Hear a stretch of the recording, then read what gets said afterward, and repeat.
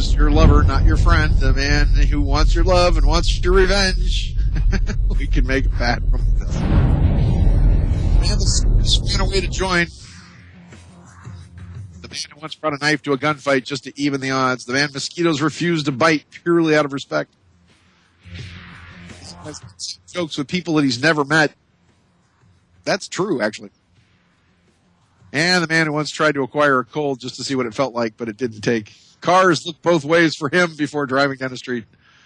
He's considered a national treasure in countries he's never even visited. Freemasons strive to learn his secret handshake. And his shirts never wrinkle. Welcome, welcome, welcome. It is I. The amazing, the stupendous, the spectacular, the extreme. Sir, Dr. Ambassador. Sean David Morton. But still your buddy, still your pal. The man who walks with kings and princes, but still maintains the common touch. The man who went to Africa and turned it gay.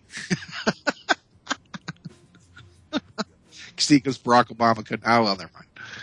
All right, welcome to Strange Universe Radio. How are you this morning? We have the producing today, which might actually sort of become a regular thing, maybe with on Mondays and Wednesdays, is of course that chrome-pated genius, that bespeckled leviathan of intellect that everybody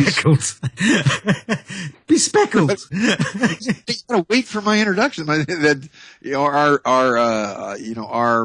hellacious Hebrew friend.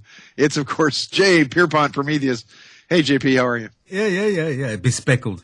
Like no, I'm striped. I'm not speckled. Well, but that's bespeckled, but it's No, I think you mean bespectacled. Bespectacled. Yes, I'm sorry. You forgot your tickle. Not you are covered with spots, although that would then make you is it a breakfast dish or a dinner dish in England? My name's not Richard, but yeah. They do have something really weird there called they have speckled. No. Spotted dick. Spotted dick. There it is. Spotted dick, which we think, spotted dick is it's a steamy pudding. It's like a spongy thing with raisins and stuff. It's kind of full of yeast and yummy. Yeah, but the problem is over there in America when you have pudding, it's pudding. It's soft, it's creamy. It's something that Bill Cosby puts the Quaaludes in. And it's maybe you should go for English puddings. They've got a bit more body to them, they're a bit more bite. Because they're made out of bread. It's bread, for goodness sakes. Yeah, bread is a pudding. Yeah, pudding is a bread. Yeah. Bread is bread. When something becomes bread, it becomes like we still do have shepherd's pie, which is of course. Yeah, hang on. What about bread pudding? Again, see, I got you there. Bread pudding. Not American. It's just not American. Nobody has bread pudding on 4th of July. People have pudding. I'm not sure you even have pudding on 4th of July. Well, we have your top hat. Yeah, so with the top hat and all that. So anyway, welcome. It's good to have you. How you been? Things are just generally rolling on down weird road.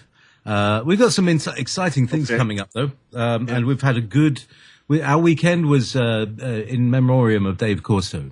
We did a show on Monday as well.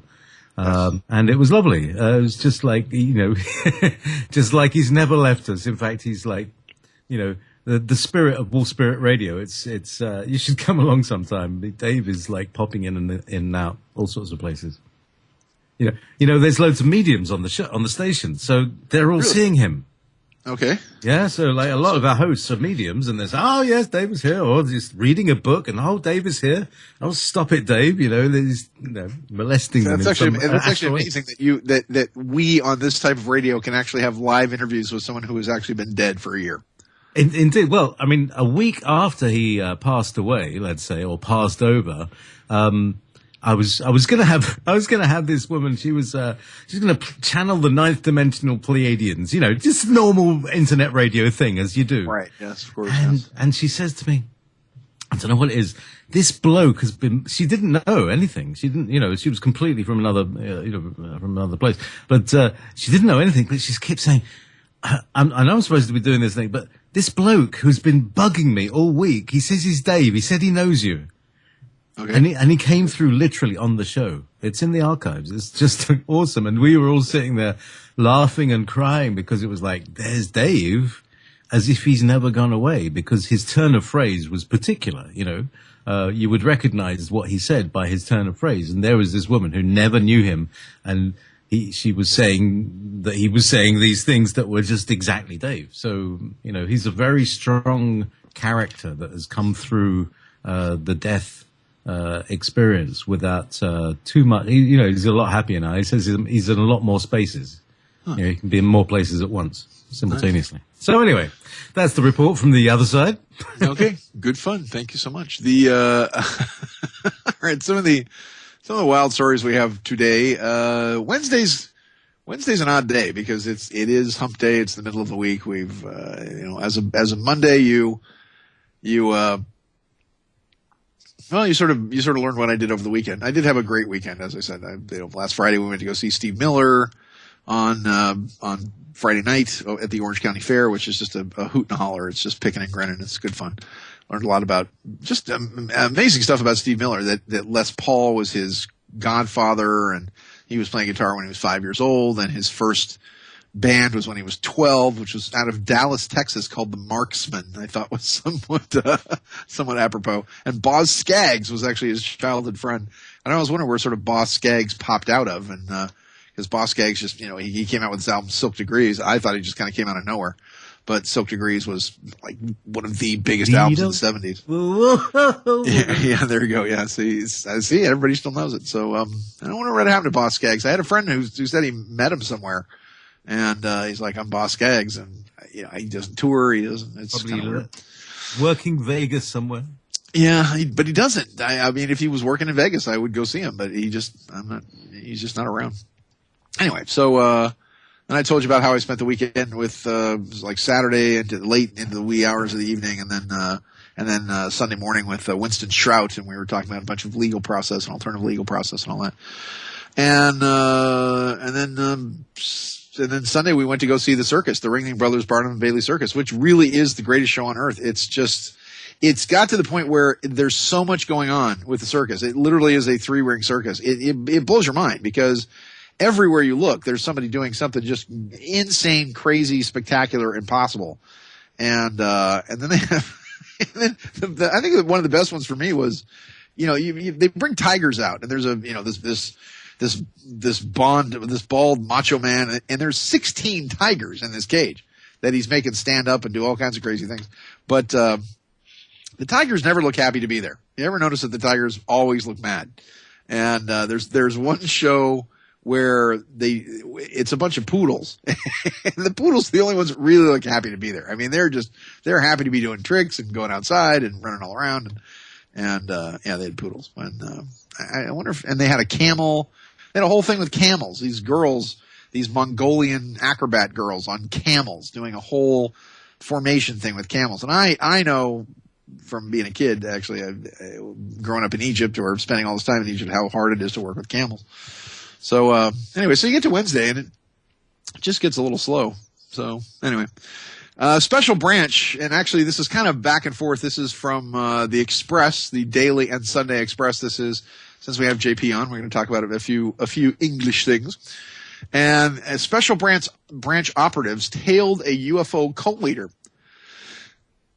who said that he was in telepathic contact with aliens, it emerged today. So the bizarre high-level decision saw Scotland Yard's finest infiltrating rallies and meetings of George King's secretive space society amid fears that it was a front for Russian spies. Now, we have this group, George King's group, called the Etherians, I believe it is, here in Los Angeles. They're kind of big players here, and I've actually been asked to speak a couple of times at some of their events, which I think is odd. But the former London cabbie claimed that he could communicate with an alien called Aetherius. And it's not just one alien called Aetherius, by the way. It's called the Aetherius Society. So apparently it's a group of beings called the Aetherius. But Aetherius, who was orbiting Mars. These are the first pictures that I've seen of him, because usually every time we saw him doing interviews or whatever. They have all this, the Ethereum Society has all this stuff and they played at their meetings, whatever else. But he's got this huge pair of sort of dexterish dark glasses that he wears. These gigantic pair of dark glasses. And this is the first time I've actually seen his face without these big dark glasses on. So he claims he's communicating with an alien called Aetherius who is orbiting Mars. Why not? But in another of his freakish outbursts, he warned the public that space travelers from Venus were already living among them. And that's not a new claim either. Because George King was a big deal in the 1950s, and we had all kinds of Venusians in the 1950s. George Adamski wrote a book called Inside the Spaceship and another book called Flying Saucers Are Real, which were huge bestsellers in the 1950s. And he claimed that the being that he was in contact, actually beings, quoted beings, humanoids, about 5'6" or so, usually, blondes, brunettes. They wore these kind of orange jumpsuits with silver belts on them. But that they were from Venus, that they were from Saturn, that they were also from Mars, and also Frank Stranges, who was a good friend, wrote a book called Stranger in the Pentagon that they've been talking about making a movie out of for a long time. And he claims that Commander Val Thor was an extraterrestrial from Venus. The other thing, too, and JP might want to chime in on this, but I still remember when I was a kid going to seances and talking to people who were mediumistic and whatever else. And it does seem that it went from – it's very interesting because it went from people getting spiritual advice from like Indian guides. I'm not sure if even JP remembers that, but the Indian guide phenomenon where it's oh yeah. That, yes. You're right. There's been a progression further and further. And now, what the fashion, well, okay, do you think, because, it's gone further. So go with your progressions, Sean. Yeah. So it went from, I still remember going to my girlfriend Cindy Collins' house when I was like a freshman in high school. Hey, Cindy. It's Sean. Want to go out somewhere? Anyway, go. Sorry. The great thing about it is that, we were like ninth grade. So it's like so, you ever get with a girlfriend that you had a long time ago, like from high school, and years later, you just want to make love to them to show you how good you got at it?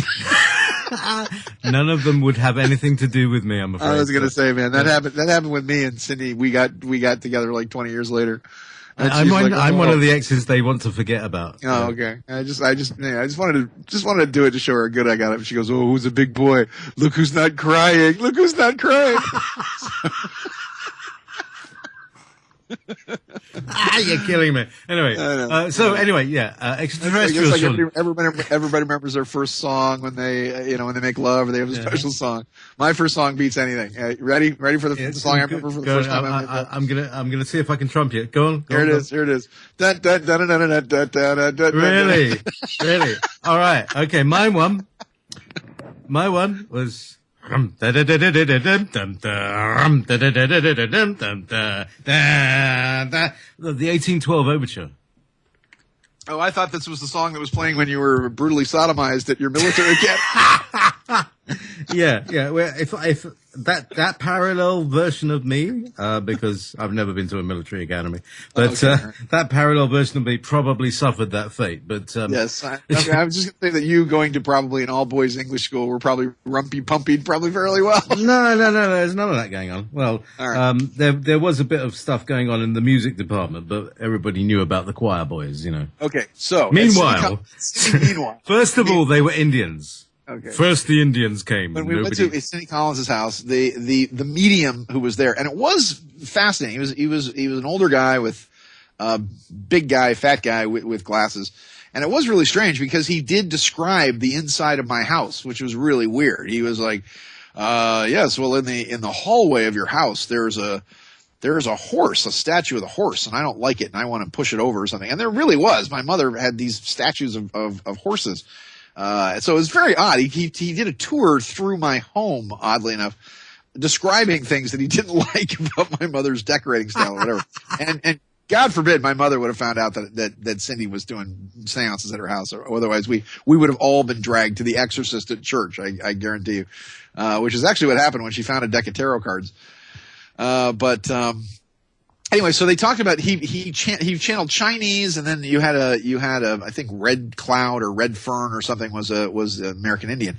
But then the phenomenon became that they were channeling Venusians and that Space Brothers were coming in, and I think it started kind of with the Billy Meyer case, and as Billy Meyer started getting more popular in 75, 76, 77, and this became and rightly so, probably the premier UFO case in the world at that time. But then we had the Pleiadians, and it just seemed that everything started getting further and further and further out. But George King saying how Venusians were living among us, and also with George Adamski. George Adamski described the planet Venus. He described the moon. He talked about, and he was correct all as far as the most part goes. Whereas he described that as he was in the flying saucer, he would meet them. He would actually meet them near USC, University of Southern California, we have a place called the Pantry, which is downtown, and it's never been closed since its claim to fame it's been open 24 hours a day since like 1924 or something. And even when they moved locations, they continued to be open. They opened one, and then before they closed the other. So they would meet there, and then they would drive out all the way out. And this is another strange thing that's been in the news recently. They would drive all the way out to a place called Desert Center out the 10 freeway. And if you would then get off the freeway at Desert Center, which is approximately halfway between here and Phoenix. Now, the bridge that they have there at Desert Center, which is the turnoff to go to the place that he would meet the extraterrestrials, has now been in the news because the whole thing has been washed away from flash flooding.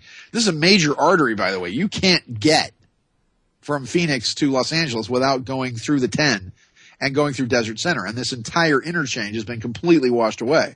So I don't know what they're doing out there, but you either just can't drive between Phoenix and LA, or they've had to put something where you have to now do a temporary road, go all around it. And its only other claim to fame is the George Patton Museum is out there, and Patton used to train tanks for to fight Rommel in North Africa, because the whole place looks like North Africa.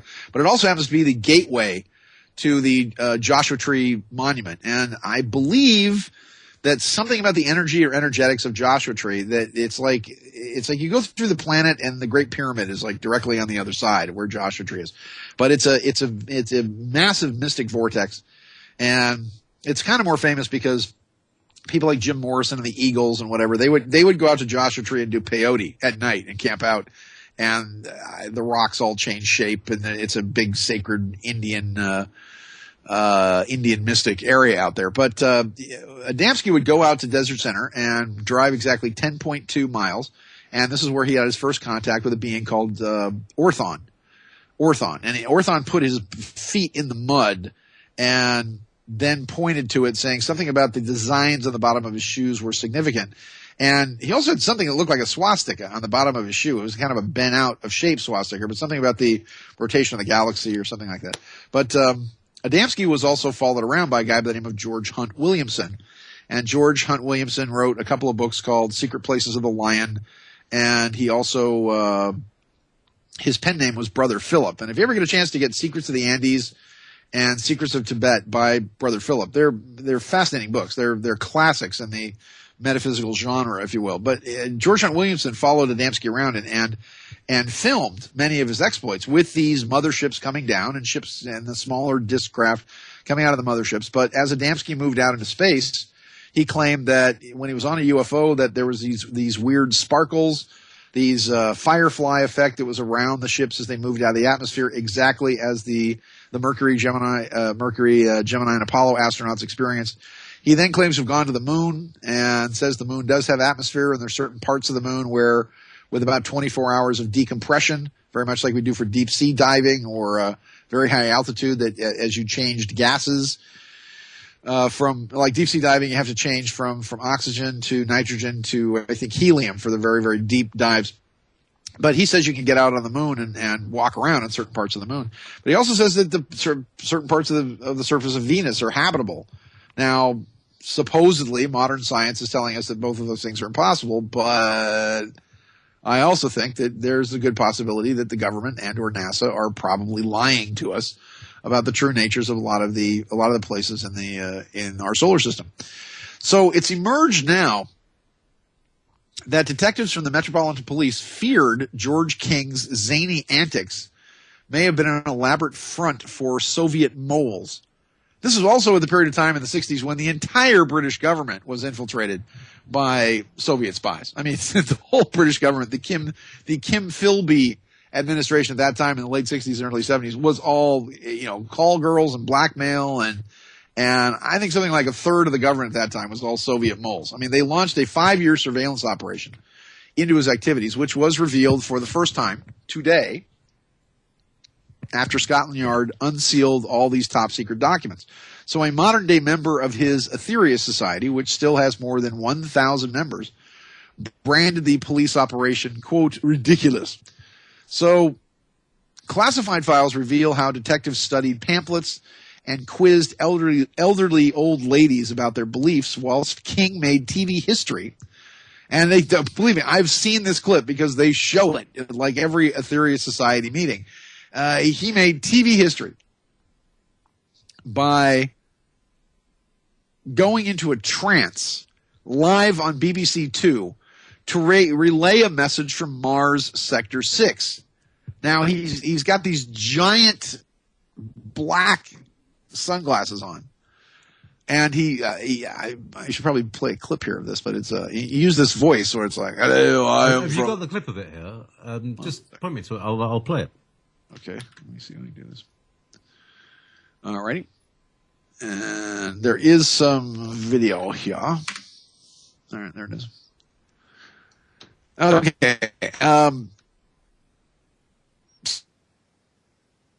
So the half-hour broadcast called Mars and Venus Speak to Earth feature. The guy here is Doctor. We can't tell you his name. He's simply the doctor. They do a lot of that stuff. So the anonymous presenter then interviewed the alien Etheria. Yes. What's that all about? George King. So here we go. So once again, and this is all being released today that he was under investigation by Scotland Yard, and that it was mostly elderly ladies in felt hats and earnest young men in duffel coats, but they suspected that his bizarre antics were part of a communist plot to overthrow democracy and stop Britain becoming a nuclear power. The top secret files reveal that police launched their probe after the now defunct Empire newspaper picked up King's anti-nuclear rhetoric and linked his UFO society to Moscow. Now, if you remember, or if you've ever been informed of anything like this, the mythology and the legend goes that at some point in 1953, Dwight D. Eisenhower, as president of the United States, I think in February of 53, after he became president, supposedly had a meeting with a group of extraterrestrials at what was then Muroc Air Force Base, which is now Edwards Air Force Base out in Palmdale and Lancaster. And they actually called the beings that were there, they called them the Etherians. Now, I don't know if George King picked up on this or whether or not, because this was a big top secret deal at the time. But the Etherians told Eisenhower that we will help you ascend, we will give you technology, we'll invite you happily and merrily into the Galactic Federation if you give up your nuclear weapons. They had devices on their belt which they could appear and disappear with. And by the way, they never told them where they were from. That's where the whole Etherian thing came from. They were apparently tall, blondish whites, and the Etherians could appear and disappear at will, and they demonstrated their spacecraft, which supposedly made a couple of the scientists throw up because they couldn't understand any of the physics. And this was all witnessed by people like Gerald McLight and the Archbishop of the Catholic Archdiocese of Los Angeles. And, these are all people that were very august individuals who didn't make much of a secret of the meeting back then. I'm not sure if they were told to keep their mouth shut or what have you. Bottom line is that Eisenhower, in that historic meeting, told the Etherians, well, thanks, but no thanks. Number one, if you want us to get rid of our nuclear weapons, then that means that you're afraid of them, and therefore I want them because you're afraid of them. That's number one. Number two, he didn't know if these guys were just Nazis that had managed to go to the South Pole in Antarctica under what they called Project High Jump at that time, which was to send Admiral Byrd down there with a fully armed force of about 1,500 men and rudimentary aircraft carriers and what have you. And apparently Admiral Byrd got captured and got his ass kicked and had a bunch of planes shot down and in conflicts with UFOs, and was in essence told, get off our snow and don't ever come back. So he said thanks but no thanks. Said, nope, not going to do that. They also warned him. They said, look, there's another group of aliens out there, the Greys, and they're not as nice as we are, but they're going to come and they're going to probably make you an offer as well. And the legend goes once again that Eisenhower met with them in the fall, apparently November of 1953. And these supposedly little gray aliens then said to Eisenhower, we don't care if you play around with nuclear weapons. Why us? And by the way, the Etherians gave the reason as to why we needed to stop playing with nuclear bombs as, number one, that the nuclear weapons were actually ripping holes in the fabric of the space-time continuum, which we discovered was absolutely right.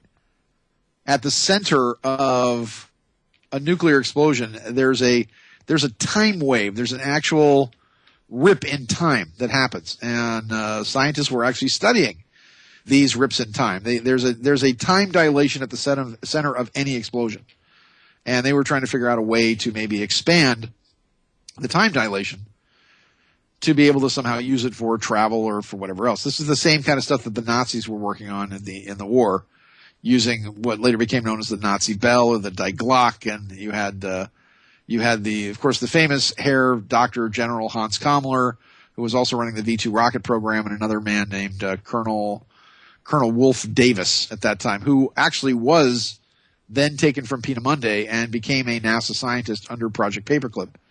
And actually, this is all part of book 3 of Sands of Time that I've just completed section 1. And actually, I'll get that to you, JP, too. I was just editing, and I was going to. I was just thinking this. Yeah, I get that too. I'm sorry. There was just stuff that wasn't making sense for me, and I just had to compare the notes of everything else. But I got section 1 done, and I'm working on section 2. I'm just doing it a piece at a time because I have to just stick my head down and nose of the grindstone and toting that barge, lifting that bale. And I just get really weird when I write because I don't call people back, and I have this story in my head, and I don't want to be space. You need to, like have a retreat, like on a weekend or something. Like, well, it's hard enough to be able, to have to do the without radio having show. to clean up the cat poo as well. Yeah, well, and I'm also doing the radio show and having to blab away for 2 hours when my natural state when I'm in that is to just not talk to anybody and not shower or shave or just do nothing but sit at my desk for hours at a time. So we were ripping holes in the time-space continuum. Also, with these nuclear weapons, we were knocking the planet out of its orbit. I mean, literally out of its rotational frequency, which we then also discovered as well. That beginning in 1945, when we started dropping nuclear bombs on Nevada, considering we dropped, I think, something like 2,700 nuclear weapons on Nevada. Then the Russians started going at it. Then the Chinese started going at it as well. And every single one of these things, as you just pump, was, let's say, mucking about with the spin of the washing machine. Let's put it that way. Sort of like throwing a shoe into the dryer and listening to the thing going clank, clank, clank, clank, clank, clank, clank. So it did have an effect. The effect of this is that the electromagnetics of the planet became completely screwed. I mean, the poles became untethered from the center of the Earth. And what started happening is that magnetic north, and I'm just saying that a lot of the stuff that King was talking about in 1959 about nuclear weapons and all that turned out to be absolutely true. Not such a good idea to mess with the heart of the atom and whatever else and open the eye of Shiva, as Oppenheimer actually said. So the challenge is that after 1945, true north and magnetic north became untethered from the center of the Earth. And magnetic north began to then march towards true north. It had been all fat and happy when we'd first discovered it in, I think, 1832, somewhere around there in the 1830s. Don't stick me on a year, but this is top of my head, flying by the seat of my pants kind of stuff here. So, and I always get the internet trolls. It's like, it's really 1934 in March, and you said it was August. And I was like, shut up. You guys go clack away on the internet and go find out, stuff that's all made up on Wikipedia. So when we discovered magnetic north, and we discovered also that magnetic north is tripolar. So we don't just have a bipolar planet, but we got a tripolar planet. Talk about really crazy. But it's tripolar. There's actually 3 points of magnetic north. One way or another, this became untethered from the center of the planet and began to march inexorably towards true north. Well, now we're worried because now we've got people like Major White and what's called the Flight of the Keybird, and because then they started mapping the North Pole for commercial airline and military travel to be able, because you can't use compasses as you go over the poles. You have to actually use a grid, if you will. And this is what the military came up with as a way to actually circumnavigate the North Pole, which now allows us to actually fly over, sort of over and around the pole, if you will, to be able to get to, say, well, I don't know, England to New York as an example, or going across the planet to Japan, and all those other things. So we came up with a grid system. It was one of the greatest scientific contributions and advances of the military, probably of the latter half of the 20th century. And in the course of them actually doing this grid, they outfitted a B-17 bomber, I believe. And it was called the Keybird. There was only 2 of them. I think maybe it was a B-29, but there was only 2 of these bombers left. One was the Enola Gay that is actually sitting in the Smithsonian, and the other one was the Keybird. And the Keybird was being used to map this grid over the North Pole. And one of the things that they discovered was that magnetic north was now marching towards true north. Well, the Rand Corporation and all these big-headed think tanks began to study this phenomenon, and they put these reports together. And it's all in a book actually called World in Peril. This is a book that I gave Richard Hoagland that became his Bible. I think I gave it to him, a copy of it to him in 94, 95. And of course, then he forgets anybody that ever does a favor for him. So, he's lecturing on the book. And I was like, yeah, I gave you the book, Richard. And he's like, what? I mean, he made a living off this book for a long time, not realizing that I'd given it to him a long time ago, because Richard just forgets stuff. So, and I guess he's got a show now from like midnight to 2 a.m. or something on, I don't know, Art Bell's got his little network going on. I just think it's funny because Art Bell, I don't know what it is, the one coast to another caravan to midnight to a whorehouse in the middle of the desert in Pahrump somewhere. I'm not sure, but it was very funny that Art Bell's program, which is once again an internet show, was number 1 on TalkStream Live, and Coast to Coast AM was number 5. He's actually beating a network program, sponsored by Clear Channel, all that. That's how bad Coast to Coast has become. With George Norrie and his little henchman producer who's sort of wrecked the entire show. So, hey, Sean, sir. Did you hear? No. Guess who appeared on Art Bell's first show? No, who? Right at the end, I called in and asked Graham Hancock about whether there are 2 sphinxes or not, and he said, actually, yes, there are. Wait, so Graham Hancock was his first guest on his show? On Midnight in the Desert, yeah. So I was the last caller in, and people are going, I heard your voice, because they, got a recognizable voice. No, that's funny. That's weird that he would have him on, because it's, it's just kind of odd. Yeah, well, he was doing the Carl Sagan cannabis thing as well. Yeah, I was going to say, because Graham Hancock doesn't even do kind of Indiana Jones sacred archaeology anymore. It's like, now I'm going to talk about the drug I took and how I put my head in my own sphincter and the inside of my colon and large intestine. And it gets really dull. It's just, having Graham Hancock just blabber away about his peyote and ayahuasca and, how he's now going down the pharmaceutical list of virtually every drug he's taken since the beginning of time. So, he might even fall in love next. Yeah, exactly. He might do that and then take, chocolate or something.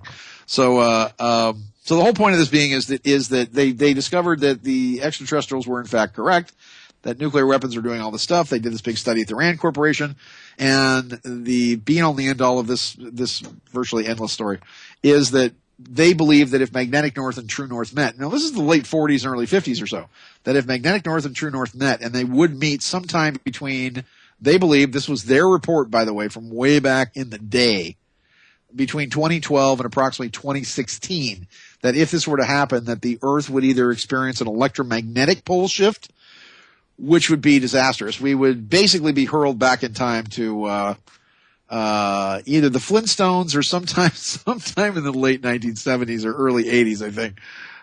But it would fry every device basically connected to a ground wire, because for whatever reason we run civilization off 60 cycles even though the planet itself runs off about 7.83 hertz or so. But it would fry just about everything. It would fulfill the Hopi prophecy of all of your mechanical devices turning against you. I've had a thought about that. Yes, sir.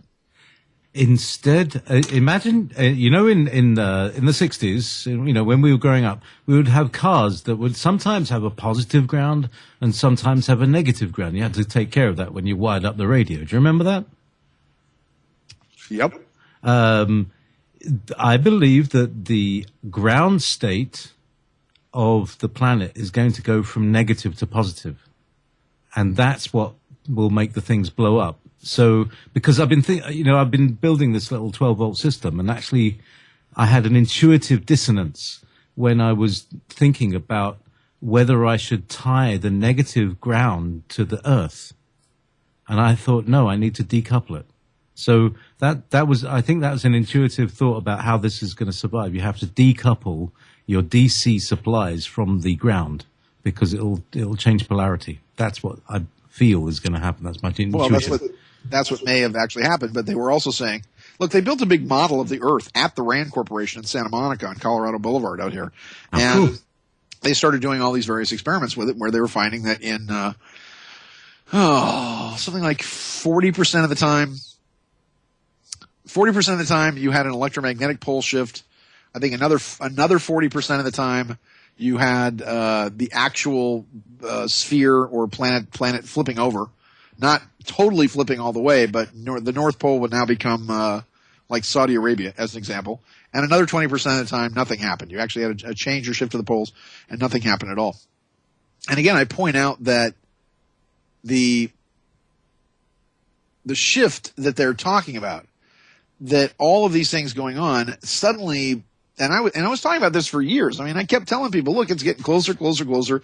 Here's the clock. If you really want a clock to disaster, this is it. This is the closest thing you can come by. And all through the 90s and the uh-ohs, I was talking about this. And of course, Richard picked up from me because he was reading the same book I was, about what was going on. And I pointed out to people that timeline or whatever was going on, and that suddenly shifted in December of 2009. All these weird things happened in December of 2009. Obama and his posse, he's got these 93 people that follow him around the world that go to these weird places. For example, they all went to Norway, to Oslo, Norway, for Obama to accept the Nobel Peace Prize. Well, for what? Even Obama was like, I get it, I'm black, I'm cool, but I haven't even done anything yet.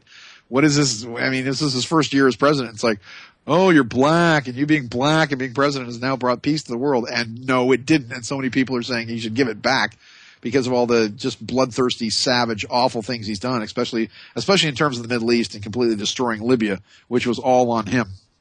And but these same 93 people came to watch him get the Nobel Peace Prize. And at the same time, there was a huge spiral in the sky that lasted for approximately 9 minutes. It was called the Norway spiral. And they tried to play it off by saying that this was some kind of Russian nuclear test or whatever. And the Russians said, this isn't us. And why would we test a nuclear weapon over Norway while the U.S. president is there? That's ridiculous. But I can absolutely prove, and I can show you the proof, that this spiral was created by the Scandinavian version of HARP, which is called IceCat, which is the European Electronic Incoherence Scattered Radiation Array. And IceCat has all these huge sort of death beam satellite dishes up in the Tromsø Valley. And they were the ones that created this. And what this was a 0-point energy field that lasted about 9 minutes that they created between here and the sun.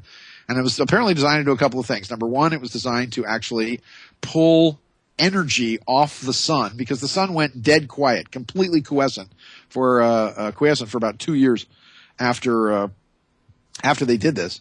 And from that day on, and by the way, the same day, December 9th, that was happening in this weird triangle, this tetrahedron gray craft flew around downtown Moscow, was photographed, was transmitted all over the world. For whatever reason, they tried to say it was on the 18th, but it wasn't. It was the same day on December 9th. So you had this big triangle being filmed right over Red Square in Moscow. You had the Norway spiral that appeared for 9 minutes in the air. But whatever happened from that time, from December 2009, the electromagnetic pole, instead of going north, suddenly must have listened to a little bit too much Rush Limbaugh and took a hard right turn and has now gone from Canada to, I think, Banff Bay, Canada, to now the middle of the Siberian Sea. It's now marching rather, it's traveled almost 2,000 kilometers, about 1,800 kilometers or so since 2009, heading towards Russia, which also means that, you know, if Santa Claus has to move from Canada to Russia, no more Christmas presents for anybody. So, beetroot. So whatever that means, whatever it means one way or another, it does mean that that it doesn't look like the planet is going to flip over. We're now having to completely rebuild many of our airline runways and airports and all that, because they're no longer geared towards magnetic north, which gets a little strange. So going back to, you know, I had to tell this story, to tell that story, to tell the other story. Going back to King, because King himself claimed to have heard a voice while drying the dishes. This is his story, by the way. But he had a paper, and he handed over copies of the Society's Cosmic Voice newsletter to a series of detectives when they were saying that his UFO society was linked to Moscow. It kind of was, because he had followers in Russia and in Moscow. There were so many people who, once again, because the Soviets had pretty much done away with God, they were very much the leaders of the human potential movement, and they were studying ESP and parapsychology and, you know, very much into UFOs. So he had a lot of followers in Russia. So he handed over a paper of the Society's Cosmic Voice newsletter to detectives, in which the cult leader wrote that aliens had appealed to him to ask the peoples of the world to stop nuclear experimentation. Which is hardly get rid of all your nuclear weapons. Just please stop blowing our own planet up with them. So King himself claimed to have heard a voice while drying the dishes telling him that he was to be the messenger for an interplanetary parliament. Now remember, he was a cab driver at this time. It was like, well, mate, you know, just had a voice in my head, just told me that now I'm going to be the ambassador for the aliens on Earth. Yep. Hey, I want to say hello, a couple of hellos going out. I want to say hello to my friend Sally Pathos. She's down in, Sally and Jim both. Jim's back in Wisconsin, the land of cheese. And Sally is going to, and it's really nice when someone actually takes my advice and actually does what I say. It doesn't happen much. I can't even get my cats to hang out with me. They like being outside on the cat tree with the other cats, obviously. Hello, Sedona. Hello, darling. So, I want to say hi to Sally. Sally's at our clinic down in Tijuana. Sally suffers from multiple sclerosis, and she is getting a revolutionary treatment down in Tijuana, down in Mexico. Like 40 years ago, my parents set up a clinic down there called International BioCare. You might want to check it out. It's called IBCHospital.com, ibchospital.com, and they are doing this revolutionary treatment there. It's only really available in Germany and here, and the only place in North America that you can get it for all kinds of things. And it starts with chelation therapy. They do 4 days of chelation therapy, which is amazing. If you do chelation, they just pump a bunch of vitamins and minerals in your body. It's a big bag of the vitamins and then 2 smaller bags of minerals that they put in you intravenously. And it's like fresh rain in your brain. That's the only way that I can describe it, because it crosses the blood-brain barrier and just basically just cleans out all the spiders.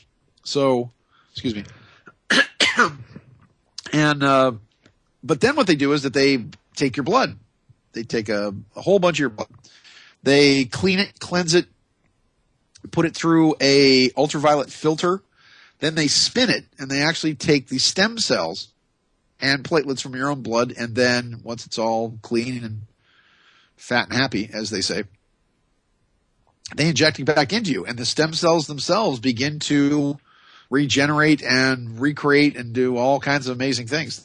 Kobe Bryant of the Lakers has this done. They call it Kobe juice, where they take out his blood, they spin it, they get the platelets out. So it's your own stem cells from your own blood, and they inject it into his knee and into his ankle, which is another reason why Kobe, what is Kobe now? He's 38 years old, and he expects to come back and play for the Lakers as a power forward or something. So but she's down there getting the treatment, and she's spending about 14 days down there. The treatment's not that much. I mean, it's not for 14 days in a hospital with the care.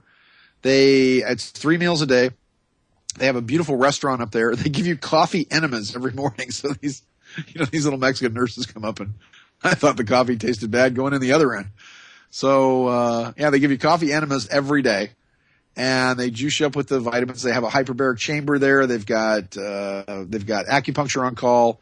So anyway, Sally, I just hope you're doing well. And Jim, just want to say thank you for being my friend. I'm also my contributors to help me write my book actually contributed some money to help me sort of clear the. He does the half-hour broadcast. He's got the.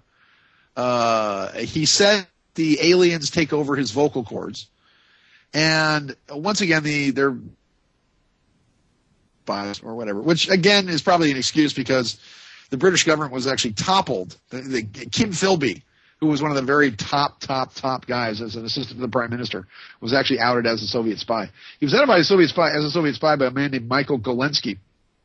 Michael Golensky, who was the highest official to ever defect from the Soviet Union, came over, and I did an interview with him actually way back in the 70s, and lo and behold, it turned out that he had a whole other story to tell, that he was actually the Tsar of Russia, that he was really Peter, the Tsarevich, and that he and the royal family, the Tsar and the royal family, had actually survived and had been smuggled out by the Americans and the Germans. Because they were, well, that's a whole other story. I mean, maybe I'll tell that entire story for another time, but I actually was working on a movie and or a book called The Tsar's Greatest Agent, which was describing the kind of action and adventures of Peter, the Tsarevich, who actually goes back into Russia and becomes the number 2 man in the KGB and the number 1 man in the NKVD in Poland, and then defects with a Russian lector, very much like you saw in the movie From Russia with Love. It's actually where, well, Fleming wrote it way back in the 50s, but defects with a Russian lector and then basically outs the entire British government, including Henry Kissinger, I might add, as being Soviet agents. But that's a whole other thing. Henry Kissinger has never, ever, even though he was Secretary of State at one time, ever been able to pass a security clearance with either the FBI or the CIA because he's such a commie. But anyway, after he's exhausted from his trances, but King urged his audience to ban the atom bomb and claimed that he had been given the date of World War III. Now, special branch interest intensified when King organized the world's first public rally to, quote, demand the truth about flying saucers. This was in Trafalgar Square in the heart of England in August of 1958. This is how far back all this goes. So our talking about this stuff on the radio and all that, we're Johnny-come-latelys to the party. This was a big deal in the 50s, part of the history of the world that they continue to cover up. So the secret dossier that was obtained from the Metropolitan Police under the Freedom of Information Act reveals how this and a subsequent demo in 1959 were both infiltrated by undercover officers. It noted, quote, he himself has a brisk business-like air and wears a blazer, ostentatiously bearing the emblem of the Inferior Society in gold thread on its breast. Since its inception, the Inferior Society is said to have grown from a few members to the largest metaphysical society of its kind. It boasts of branches operating in Australia, Canada, South Africa, Rhodesia, Japan, West Africa, Canada, I've said Canada already, and the Netherlands. Now, in spite of being ridiculed by the mainstream media, King's public meetings became more frequent and support for his organization blossomed worldwide. But the secret dossier was obtained by British X-Files expert Dr. David Clarke, who will use the findings in his new book about how UFOs conquered the world. And he said, quote, this was the height of the Cold War paranoia about Reds under the beds. King's Society also organized the very first public UFO disclosure protest decades before UFO believers called on UFO presidents, U.S. presidents to reveal the truth about Roswell. Special Branch later dismissed the movement as a money-making scam. But the fact remains that King lived a relatively modest lifestyle until his death in California in 1997, where he had emigrated, Dr. Clarke added. Special branch interest in the society faded away in the 1960s, clearly because investigations found no evidence King was involved in spreading Soviet propaganda. Now, the Fulham-based Etheria Society, Britain's first flying saucer religious society, was founded in the mid-1950s by King and still has about 1,000 members in the UK. They've got quite a following here in the United States as well. As I said, I've spoken at some of their events. But at the end of the day, Dr. King's claims, here's what they say. At the end of the day, Dr. King's claims are true. It's the most ridiculous thing in the world to think that we were anything to do with communism. It does not make any sense on any level, but it was a paranoid time. And a Scotland Yard spokesman said, quote, "We've got no knowledge of this." All right, I'm not sure how long this is, but if you want, we'll. Yeah, it's just a couple of minutes, Sean. So okay, that's fine. Let's hear what it says. Hang on a second. I need to. Well, we'll see how it goes. Right, let's just do it. On we go.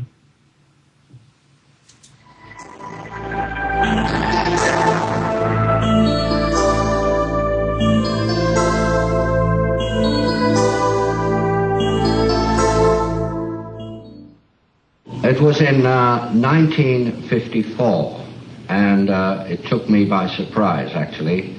I had been practicing yoga for many years previous to this, but on this Saturday morning in May 1954, I was in my apartment. I heard a voice. It was in English. The voice was not in the head. This was no psychic apparition. The voice was outside of myself, and it said, "Prepare yourself, you are to become the voice of interplanetary parliament." Well, I had no idea what that meant. I knew nothing about UFOs in those days. I had not studied them, but I had studied yoga, and I'd studied yoga long enough to realize that this was very important. And it was 8 days after this first event that I decided that the only way that I could solve this mystery, because nobody else could help me, and I tried many people, was to go into meditation myself. So I locked myself in the room, fully determined to stay there until I got some answer. Well, I didn't have to stay very long, because a man, physical, who I did recognize, he was alive in India at the time, a well-known yogi master. He walked into the room without me having to open the door, by the way. He walked across the floor and sat down in the chair, which creaked under his weight, and he told me about the previous contact I'd had, voice contact, and he gave me certain instructions. For instance, he said that you will receive an invitation from a yoga teacher in London, and you should attend his classes and so on. I have had some physical contacts as well as mental. Briefly, mental contacts are quite unusual in a way that I precipitate a yogic samadhic condition in order to gain mental rapport with higher intelligences. Oh, yeah, there it is. So there you go. There's the recipe. Yogic, samadhic state. Sean, how do we all do that? Yogic samadhic state, beer. Beer, okay. Fair enough. Yogic samadhic state. No, it's I'm not exactly sure what he was describing. What I was hoping he would do is that if you hear the trance channeling session that he does, his voice takes on a completely different tone and tenor when he puts these big glasses on, and it's very much of "I am Aetherius from the Aetherius Society." He sounds a lot like you, actually. It's pretty strange. So there you go. So there's George King and what's going on with all of him. Let's move on to some other news. Since I've taken like an hour and 15 minutes. Well, now I'm talking about this, but it's interesting. We've launched into a lot of other subjects as well. Exercise in a bottle. A wonder pill mimics tough gym workout. A radical new weight loss pill could soon be on its way after scientists claim to have reduced exercise to a simple compound. This is interesting because British researchers have now developed a molecule dubbed Compound 14, which fools the body's cells into thinking that it has performed rigorous exercise. The discovery coincides with a rising obesity epidemic in Britain that experts call a ticking time bomb for the health of the nation. It can explode. Yeah, exactly. Just one more thin wafer. Just a I'm full. 1 in 5 people in Britain, equivalent to 9 million people, are said to never undertake any exercise or energetic physical activity at all. You're You're just a bunch of fat bastards over there, aren't you? Yeah, the we Americans are fat. we don't do the gym thing. We're not like Yeah. competitive. We don't give a damn, really. Well, the That's, workout molecule triggers a chain reaction that activates the body's energy center, what's called the AMPK. And when the AMPK is ignited, the cells ramp up their metabolism in a process that mimics exercise. Okay, the study found that obese mice lost 5% of their body weight in just 1 week, and healthy mice were left unaffected, prompting speculation that it would prevent the tragic deaths linked to diet pills in the past. DNP, a popularly used diet pill, has been linked to several deaths this year after it overworked even healthy bodies. Scientists believe compound 14 could lead to significant weight loss and be used to prevent crippling diseases. Now, the researchers behind the study at the University of Southampton hope to use the molecule to help those struggling with type 2 diabetes and obesity. Now, the discovery comes at a time when the NHS, that's the National Health Service in England, warns that childhood obesity is the biggest threat facing the nation in Britain, or Britain's health. 1 in 10 children are obese by the time they begin primary school, and it is predicted that around 35% of Britain's adults will be obese in 15 years' time. Lead researcher Ali Tavasoli said, quote, "A molecule which activates AMPK by altering cellular metabolism therefore holds much promise as a potential therapeutic agent." Professor Tavasoli added that his team hopes to carry out clinical trials on humans in the future, while study co-author Dr. Felino Kagampag said the discovery will change the way people tackle obesity. He said, "The new molecule seems to reduce glucose levels and at the same time decrease body weight if the subject is obese. Science!" So there you go. So that's pretty well. Now, when it comes to government fraud, can I just add to that? Yes. As a victim, because I went to the Institute of Child Health when I was a kid, Yes. because my mum sent me because I was a fat kid, right? She was fat herself, right? She didn't kind of make the connection, and she was feeding me the same food, so and they were trying to figure out by a shrink why I was fat. Your mum's fat. A shrink. Okay, right. So that's the kind of idiocy that they indulge in. Oh, okay. Right, There you go. that I was, fat. I was fat because my mum been feeding me yeast. That's why I was. All right. I was a pudding. I was literally a pudding. There we go. How about that for a comedy thing? Did your grandmother, like my grandmother, when you'd eat, they used to pinch your face to shove more food in it? Oh my God, my aunties used to pinch your face. I used to hate that. Oh, isn't he cute? Oh no.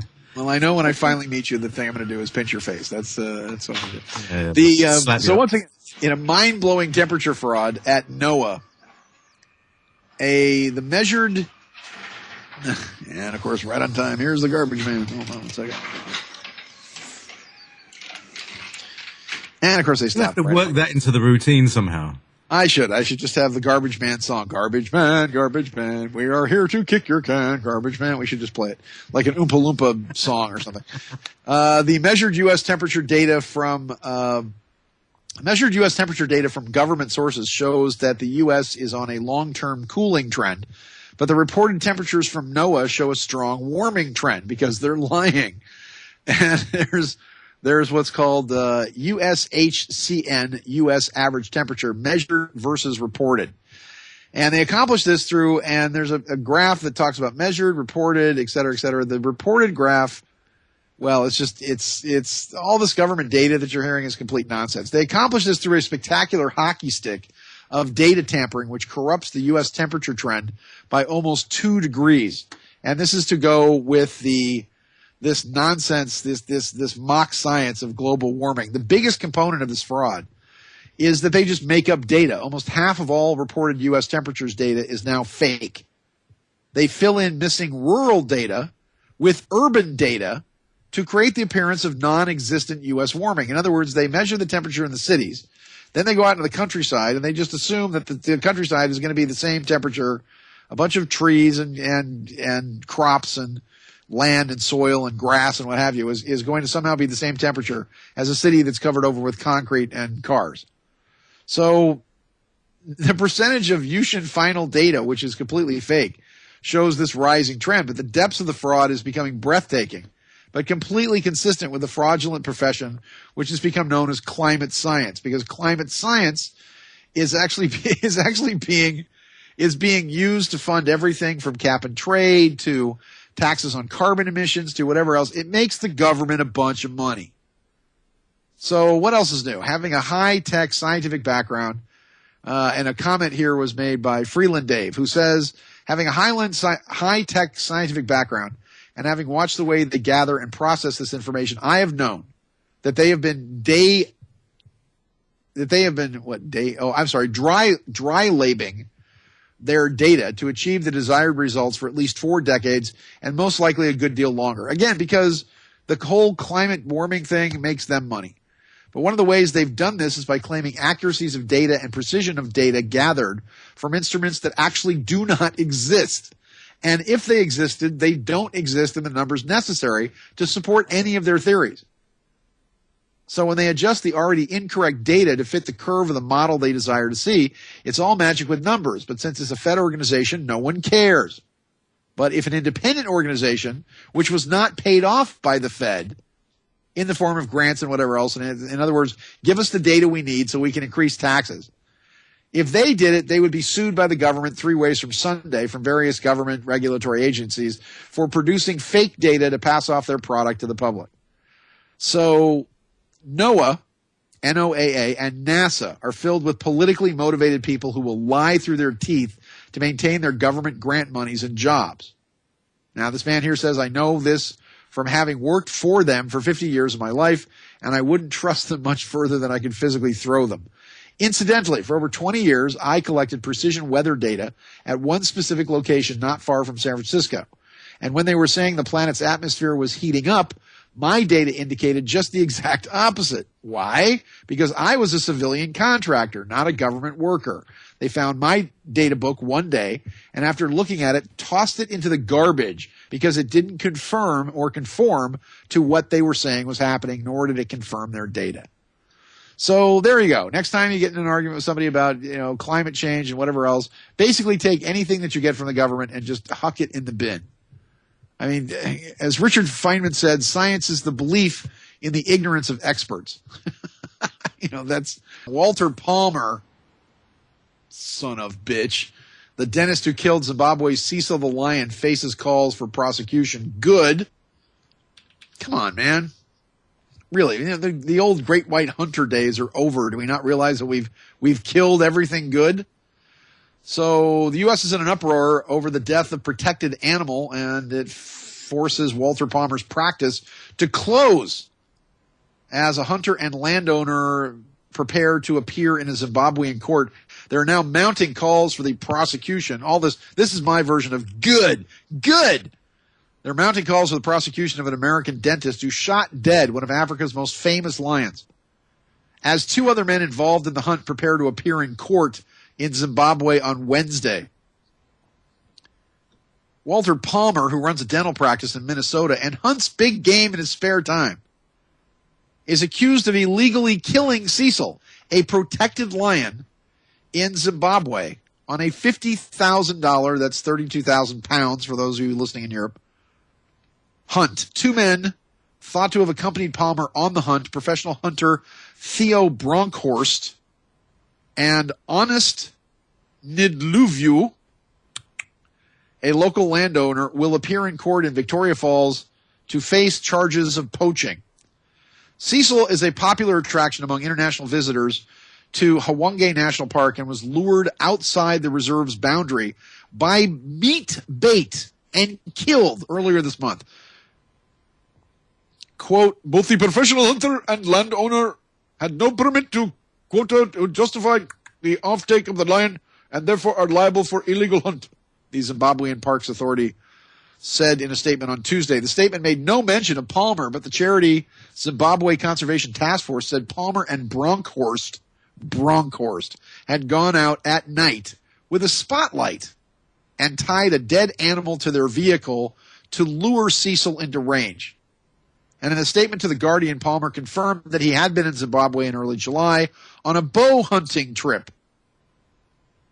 To my knowledge, everything about this trip was legal and properly handled and conducted, he said. Screw you. Somebody needs to drill your teeth. He's facing angry calls in the U.S. for his prosecution. Former Speaker of the U.S. House of Representatives Newt Gingrich tweeted that Palmer should be jailed. Good for you, Newt. Betty McCollum, a Democrat farm labor member of Congress who represents Minnesota, called on the U.S. Fish and Wildlife Service and the Department of Justice to investigate whether the killing violated endangered species laws, according to the local Star Tribune. Protesters placed animal toys outside Palmer's River Duff dental practice in Bloomington, a suburb of Minneapolis, and the practice was forced to close due to the uproar over the incident. 2 protesters staged a recreation of the hunt involving cuddly toys and water pistols. Safari operator said Cecil, aged about 13, was an iconic animal who was recognized by many visitors to Hwange due to his distinctive black mane. And a lot of people, according to them, a lot of people travel long distances coming to Zimbabwe to enjoy our wildlife, and obviously the absence of Cecil is a disaster for us.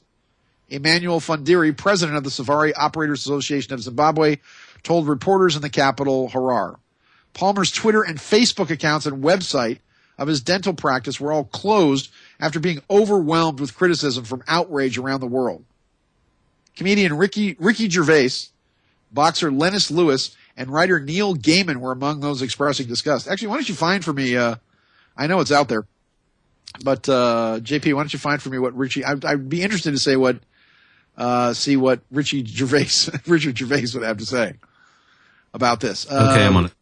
Okay, Jimmy Kimmel actually took an aim at the Minnesota dentist who illegally killed Cecil the lion near the national park in Zimbabwe. And the ABC talk show host said Walter Palmer, who owns a dental practice, obviously, he said, is now the most hated man in America who never advertised Jell-O pudding. Kimmel wondered how a person could kill a beautiful creature as Cecil, who was known for his apparent ease of humans. He was a big, friendly cat. It's difficult for you to get an erection that you need to kill things that are stronger than you. He said, if that's the case, they have a pill for that.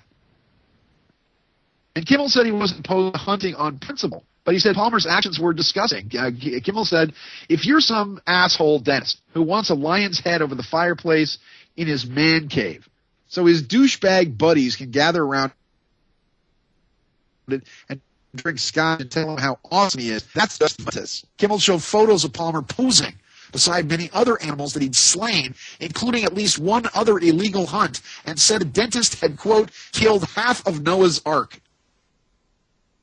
He teared up as he urged viewers to turn the lion's senseless death into something positive by donating to the wildlife conservation group that had been tracking Cecil. And good for him. And Jimmy Kimmel's a great guy. I'm sure Jimmy Fallon is a good guy too, but I've met Jimmy Kimmel on a number of occasions, and he's a good dude.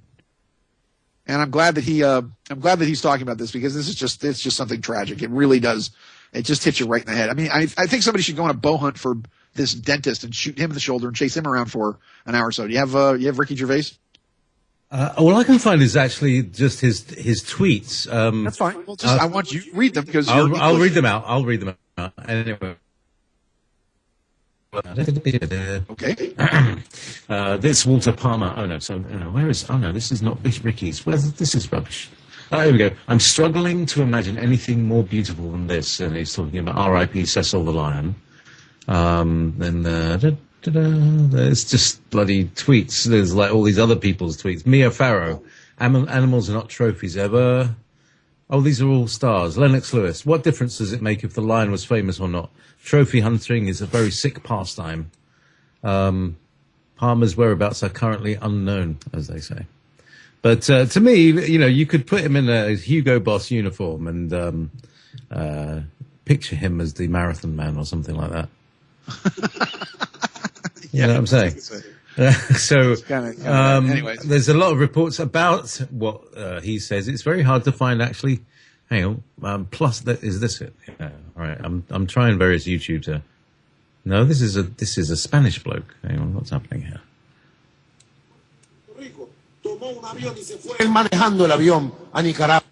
Okay. No, I'll find it. It's okay. There's no Ricky Gervais. It's just other people say things about Ricky Gervais in foreign languages, and it's bizarre. Okay. All right. Well, Anyway, never mind then. It's okay. I think we've sufficiently made our point that, look, the one thing I can say, the planet might not be getting hotter, but resources are running out. Africa is a savage place. Animals are, fighting every day to survive, and who wants a future that doesn't have? Yeah, Sean, I've got it. Okay. Here we go. And the Death of the Minute Radio, giant long pauses. Yep. You hear it? Send us your favorite link on the web down that way and click on number 6 to violate a snowman. So over here in the U.S., we have this really funny sitcom about this wacky workplace. It's called The Office, and the boss, Michael, he's such a character. And here's a clip from the upcoming holiday episode so you can see. No, that's right. I mean, there's a woman talking to Ricky Gervais about this here. Oh my God! You can't. Thank you very much. All right, never mind. This routine is a fail. Gervais, la la la la. Yeah. Well, do you have anything, or should I move on? No, I'm just trying to find. Oh, JP, come on! You make Steve look good sometimes. I'm telling you. I know. He's talking about bananas here. Here we go. The banana guard. I don't need a banana. No one needs a banana tree, but I want one. Well, what about this? The banana guard. No. I want one of those. It's on my list. Oh, come on. Really? Entire trailer. Okay. This is rubbish. I think it's actually Ricky Gervais talking about bananas. Thanks for delivering on that there, JP. Yeah, no. This is a psyop. This is to confuse everybody. There's like all these different. They've all got exactly the same YouTube title. Okay, that's fine. We're moving on now. Okay, can we move on? On very swift. All right, moving on. Cecil the Lion, rest in peace. And again, Jimmy Kimmel's absolutely right. Please, donate to these wildlife conservation funds. Be nice to your pets and don't shoot things with arrows and chase them. And look, if you're going to go hunting, and I don't have anything against it. I hunted when I was a kid, but it made me sick. It was just bad. And we actually did do it for food. We actually ate what we hunted, but it was, we always did it with bow and arrows, and we did some deer hunting. And it really made me sick to my stomach. It was not a gang of fun. I think I shot a bird with a BB gun once, and I cried for days. But, I don't have anything against hunters. I don't have anything against it, but hunt something that there's a lot of them. We have a lot of deer, for example. People actually eat them. They have venison. There's people that do, but come on. Big game hunting it's over. It's done. We just don't have enough of these precious and amazingly valuable animals left. All right. Speaking of valuable animals, taking the Mickey, there's a European probe into Disney prices. What a shock. Disney's overcharging people. Disneyland Paris is being investigated by the EU for allegedly overcharging British and German visitors. The probe, which follows complaints from members of the public, is the first move in a wider campaign against price discrimination in Europe, known as geo-blocking. Really? In France? People are complaining about being overcharged at Disneyland in France? It's emerged that in some cases, French consumers are asked to pay 1,346 euros or 935 pounds for a premium package, while Brits are charged 1,870 and Germans 2,447. The European Commission has ordered the French authorities to find out whether the theme park is unfairly rigging prices. Of course, you can't just go and buy a ticket. They don't discriminate against you when you go buy the tickets. It's just on these blocks for taxes and whatever else. But consumers have accused Euro Disney of illegally blocking their access to cheap deals available to residents of France or Belgium, who would actually be citizens, not residents. But this is mostly achieved through resident-based payment and delivery rules, selective offers, or by redirecting consumers to their national websites. Elizbita Biokelska, that's how her name is spelled. Elzbieta Bienkowska, the EU Commissioner for the Single Market, is quoted by the Financial Times as saying the complaints were, I don't know how she would talk, were very insignificant, particularly in one or two instances. She added, "It is time to get to the bottom of this. I am interested in answers and explanations. On the face of it, I struggle to see what objective justification there could be for these practices. Under EU rules, prices can be varied according to nationality if there are objective reasons, such as different market conditions or different holiday periods. like you're German, so you must have a lot of money, so you have to pay more. Disneyland Paris said in a statement, quote, when purchased directly with Disneyland Paris, the cost of a basic resort package without promotional offers is identical across all markets, give or take exchange rates. Throughout the year, we try to attract guests from different markets by offering market-specific book-buy promotions that can include discounts.